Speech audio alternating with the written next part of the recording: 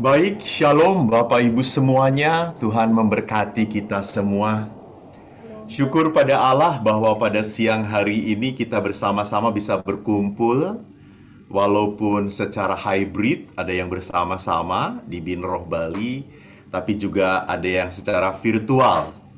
Namun toh perjumpaan yang seperti ini tidak akan pernah membuat iman terhalang, tidak pernah akan membuat keinginan kita untuk bersekutu dikuatkan oleh Allah terhalang. Tidak pernah virtualisasi ini memberkati berkat Tuhan selama hati kita terbuka. Apalagi tema yang diangkat pada siang hari ini berjudul, diambil dari Injil Matius bab 11 ayat 28. Marilah kepadaku semua yang letih lesu dan berbeban berat, aku akan memberikan kelegaan kepadamu. Nanti teks lengkapnya saya akan bacakan sedikit di tengah-tengah. Hanya sebelumnya saya pada saat mencoba untuk merenungkan teks ini, lalu merenungkan konteks kehidupan, saya makin sadar bahwa setiap manusia normal itu ya, memang menginginkan hidup yang sejahtera, baik, lancar, sehat, penuh berkat, semua aman, terkendali. Itu inginnya kita. Kita tuh selalu inginnya seperti itu. Jangan ada permasalahan yang berat. Kalau ada masalah pun kecil-kecil aja gitu, kalau bisa gitu ya. Jangan ada kesulitan yang membuat saya tidak bisa apa-apa. Maka ada orang yang pernah ngomong kepada saya, Romo, saya itu enggak pernah neko-neko, enggak pernah macem-macem hidup ini gitu ya. Saya selalu berdoa kepada Tuhan, Tuhan, jangan berikan saya sebagai seorang yang menjadi kaya raya. Enggak perlu, saya enggak perlu kaya raya, Tuhan. Saya hanya perlu kecukupan saja. Cukup kalau mau beli mobil, cukup uangnya. Kalau mau beli rumah, cukup duitnya. Kalau mau jalan-jalan ke Singapura, cukup juga, gitu ya. Jadi seolah-olah doa ini rendah hati, padahal doa ini adalah doa orang yang rakus. Jadi kalau doa semacam ini kita menjadikan sebuah habitus, kebiasaan, kita akan bisa melihat bahwa kita seolah-olah diciptakan ke dunia hanya untuk memenuhi apa yang kita impikan dan kita inginkan. Ini sudah salah persepsi.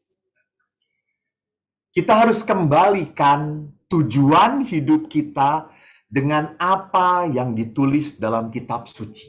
Disinkronkan. Kalau kita tidak sinkron antara keinginan kita, impian kita berada di dunia ini, dan maksud Tuhan mengadakan kita, menghadirkan kita di dunia, kalau nggak nyambung, maka akhirnya kita akan sesat, salah langkah, salah yang dicari dan dikejar, salah yang diutamakan apa.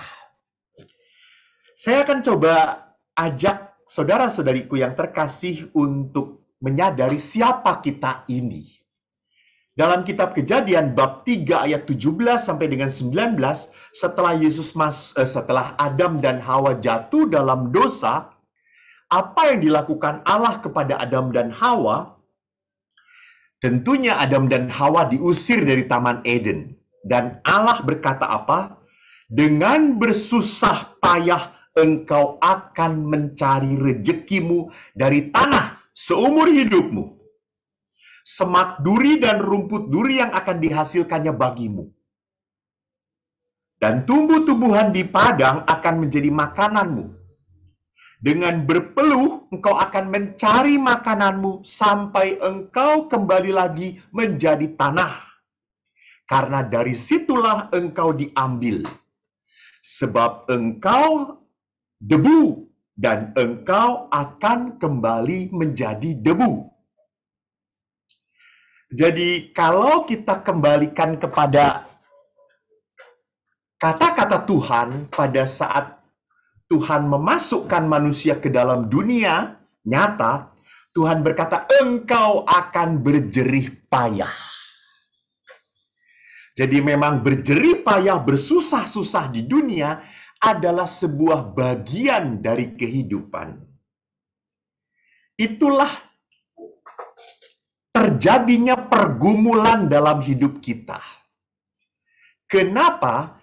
Karena di dalam kehidupan di dunia kita, kita manusia yang bahasa Paulus punya keinginan daging, juga punya keinginan rohani. Punya kebutuhan daging, juga kebutuhan rohani. Saya butuh makan enak, tetapi juga saya butuh untuk apa? Untuk tinggal di dalam Tuhan.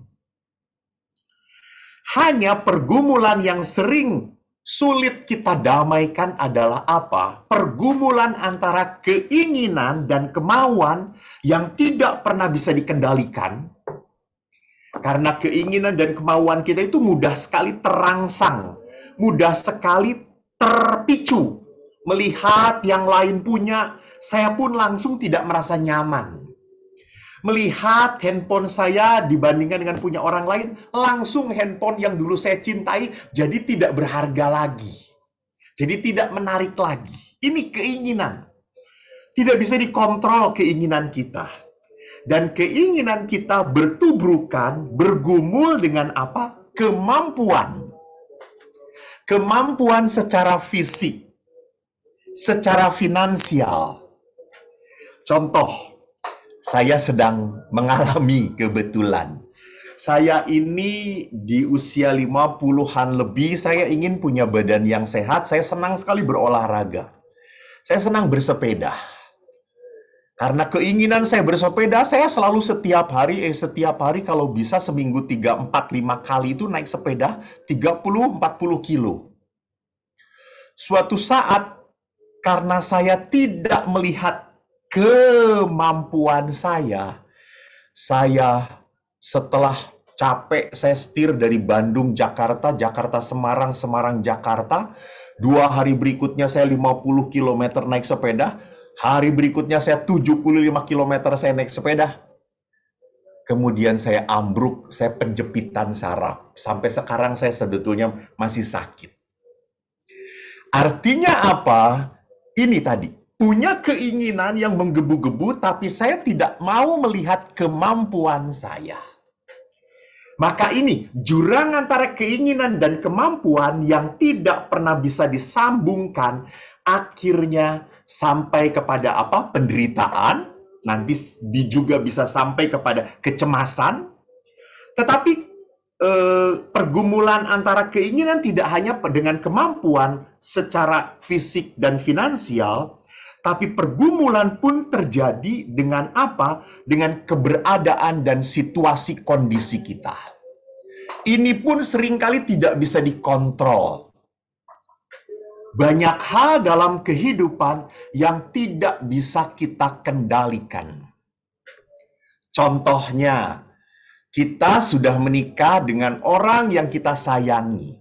Pas dengan saya, waktu pacaran enak banget, jalan banget.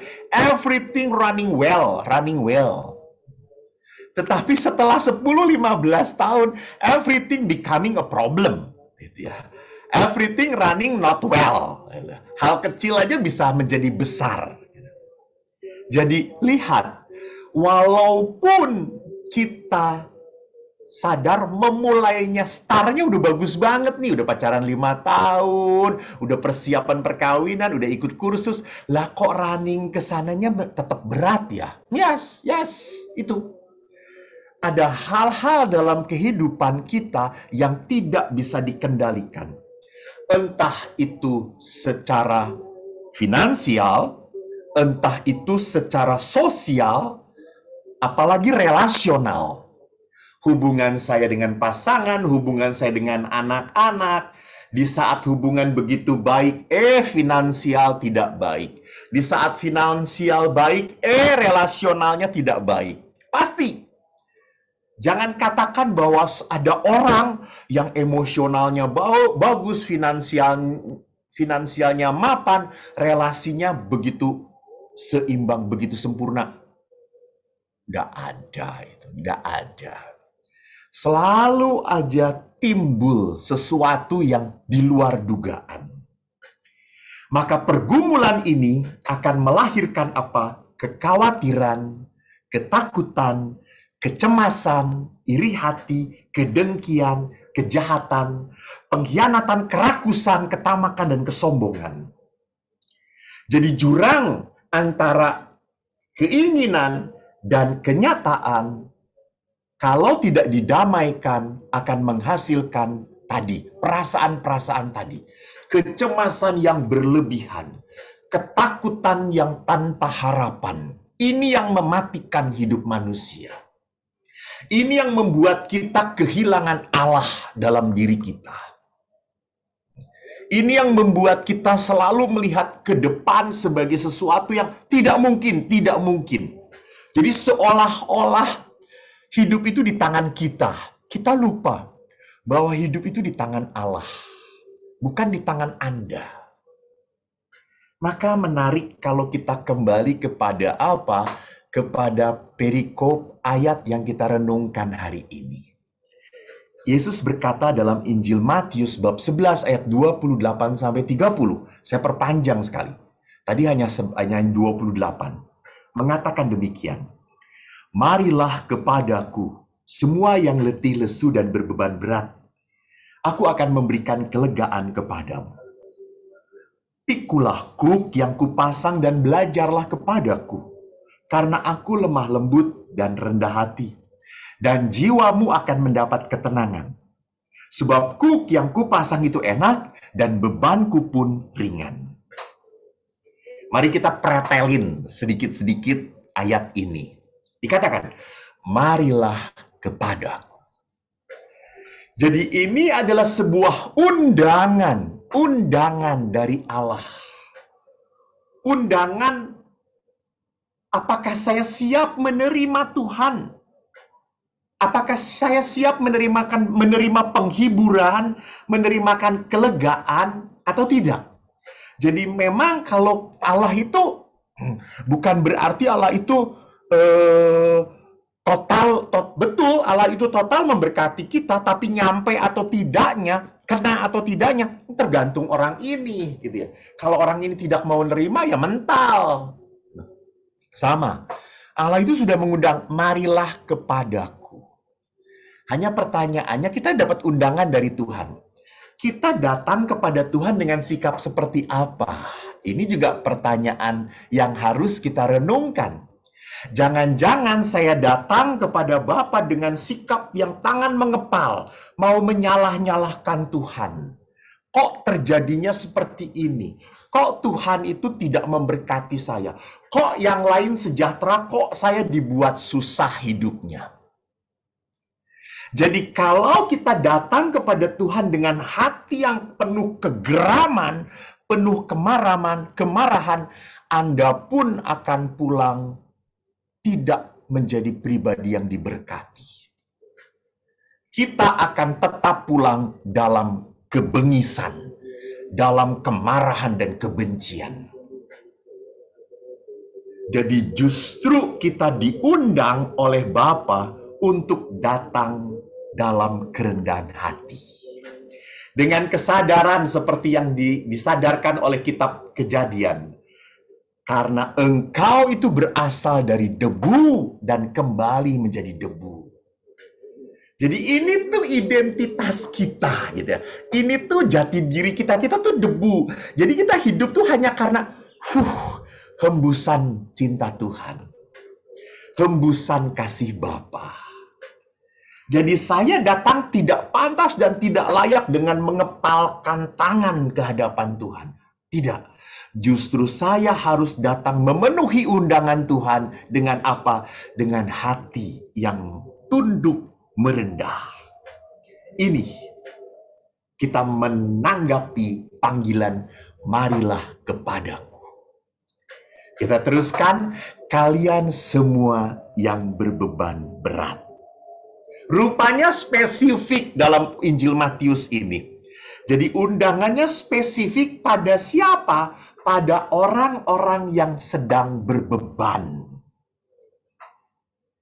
Jadi lihat kita itu tidak akan pernah disembuhkan, tidak akan pernah mendapatkan kelegaan kalau kita tidak sadar pada beban kita.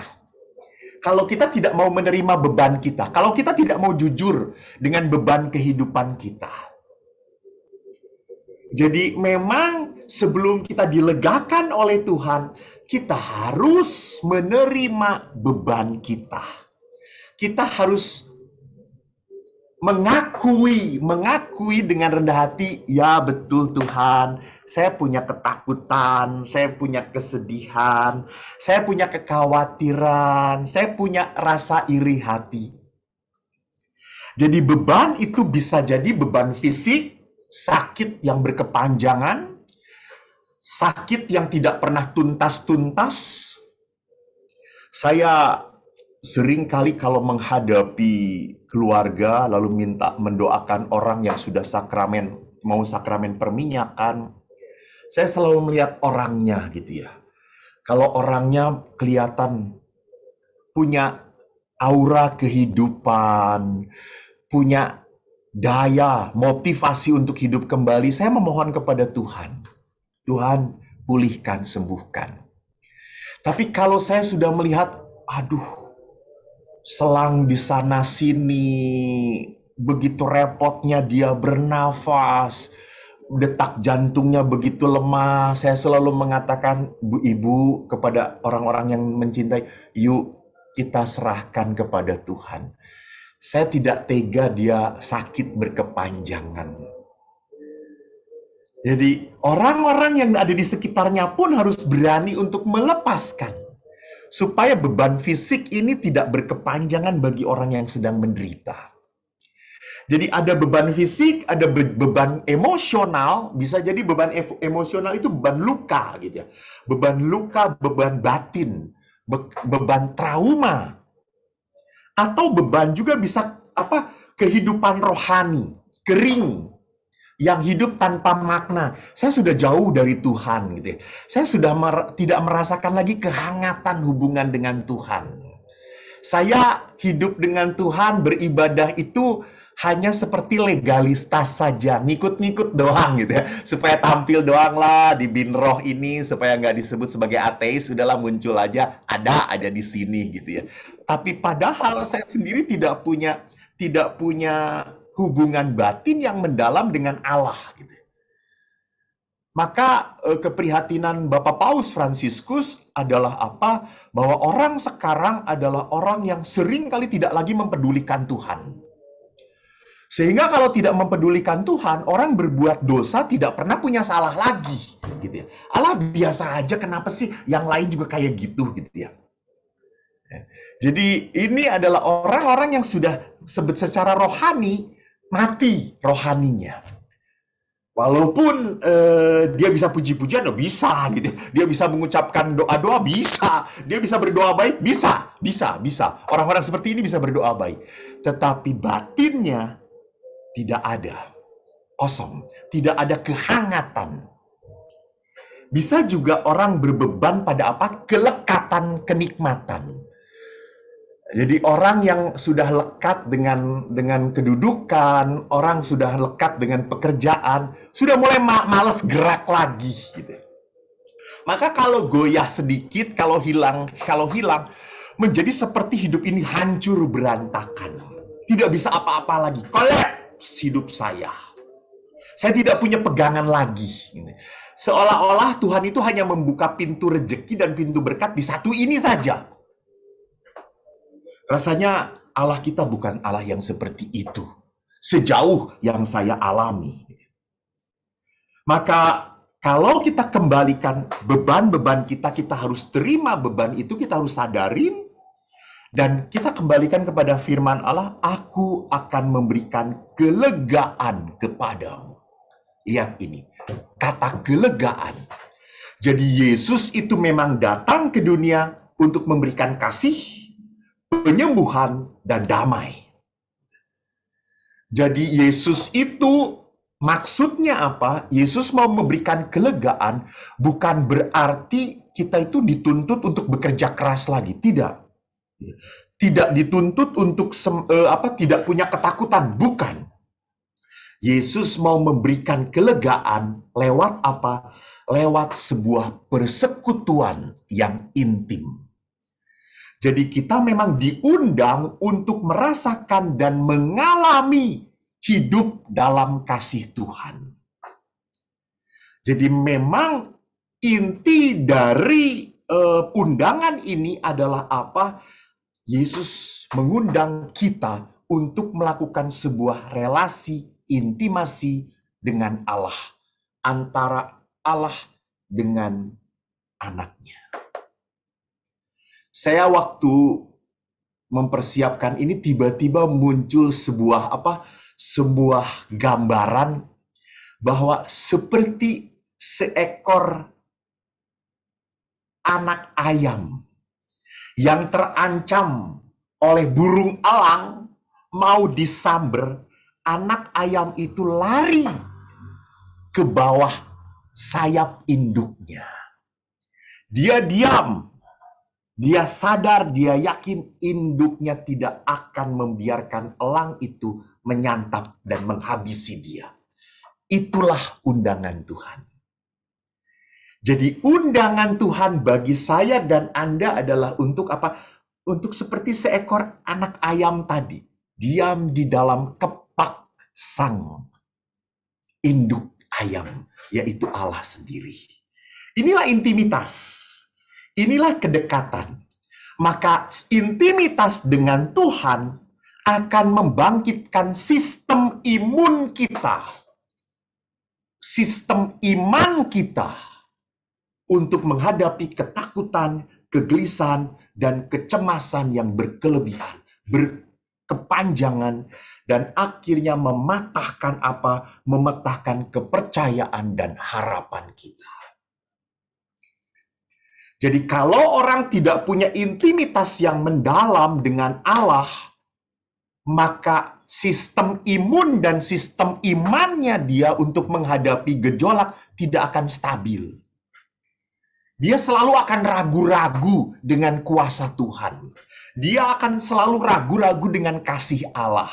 Dia akan selalu ragu-ragu dengan apa? Bahwa Tuhan itu mampu. Bapak Ibu, saya sangat percaya akan kuasa Allah. Saya percaya dengan apa yang terjadi dengan diri saya. Saya sangat tidak layak menjadi seorang pastor. Waktu saya ingat sekali, jadi kakek saya itu punya keinginan bahwa salah satu anak atau cucunya jadi pastor. Dari begitu banyak cucu kakek yang pinter-pinter, saudaraku, dan yang baik-baik. Lah yang mau itu jadi pastor kok yang bodoh dan nakal. Dan itu pun sempat diragukan oleh kakek saya. Aduh, kalau kamu nanti jadi pastor, waduh, ngisin-ngisin nih. Jangan-jangan nanti kamu keluar, kita semua malu, gitu ya. Syukur pada Allah sampai sekarang saya masih mencintai imamat saya. Lah, kok bisa saya jadi pastor? Ya mbah, yang nggak ngerti, gitu ya. Sampai teman-teman saya pun beberapa agak ragu, oh kamu ini jadi pastor ya? Iya, gitu ya. Yang ini yang terjadi, gitu ya. Ini bukan karya Eko, karya Allah bersama saya. Allahnya yang nomor satu. Jadi di sini terjadi karena apa? Karena intimitas, karena kedekatan. Maka pada saat intimitas, pada saat saya punya hubungan batin, saya makin percaya, Karena apa? Karena intensitas pertemuan ini, karena intensitas perjumpaan dengan Sang Bapa. Dan ingat, setelah itu, apa yang dikatakan oleh Tuhan, setelah sistem imun dan iman kita, sistem kepercayaan kita diteguhkan, kita tidak hanya boleh diam saja. Tidak. Yesus berkata apa? Hendaklah pikulah kruk yang kupasang dan belajarlah daripadaku. Jadi setelah kita mendapatkan kenyamanan dari sang induk kita, sang bapa kita, kita pun tetap dituntut untuk apa? Memikul kruk kita. Dan lihat, belajarlah daripadaku. Kenapa? Karena Yesus itu memikul salib dengan lemah lembut, rendah hati. Jadi sama, kita punya tanggung jawab masing-masing. Jangan katakan bahwa menjadi pastor itu enak ya, ndak nikah ya. Kata siapa? Gitu ya.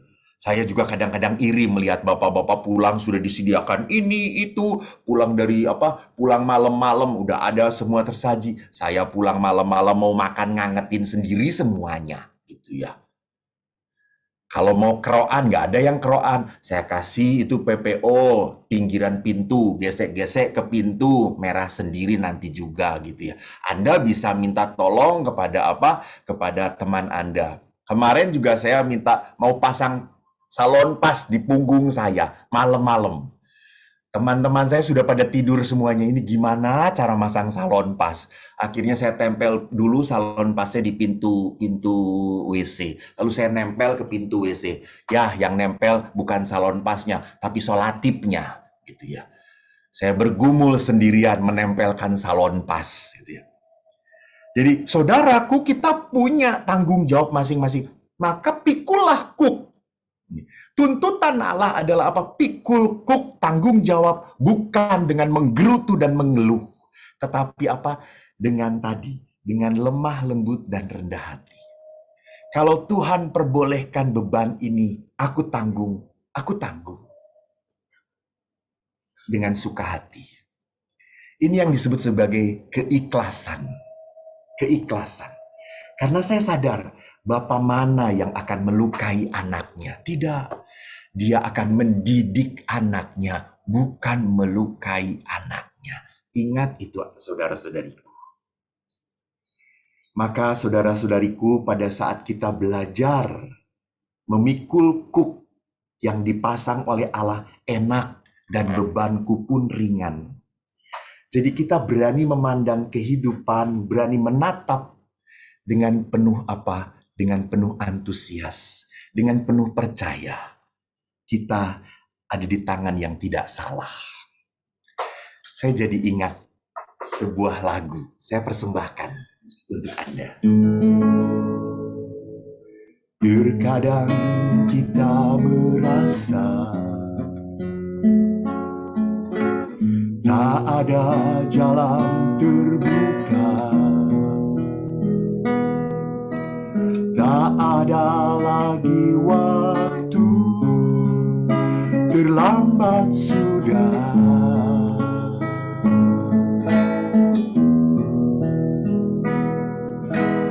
Tuhan tak pernah berdusta, Dia selalu pegang janjinya. Bagi orang percaya, mujizat nyata. Dia mengerti, Dia peduli persoalan yang sedang terjadi. Dia mengerti, Dia peduli persoalan yang kita alami. Namun satu yang Dia minta, agar kita percaya sampai mujizat menjadi nyata. Namun satu yang Dia minta, agar kita percaya sampai mujizat menjadi nyata. Saudaraku, kita percaya bahwa Allah itu tidak akan menyakiti kita. Allah itu justru mau menguatkan kita, menunjukkan kepada kita bahwa aku besertamu kala semuanya menjadi sulit adanya. Tuhan memberkati. Amin. God bless you all. Bye.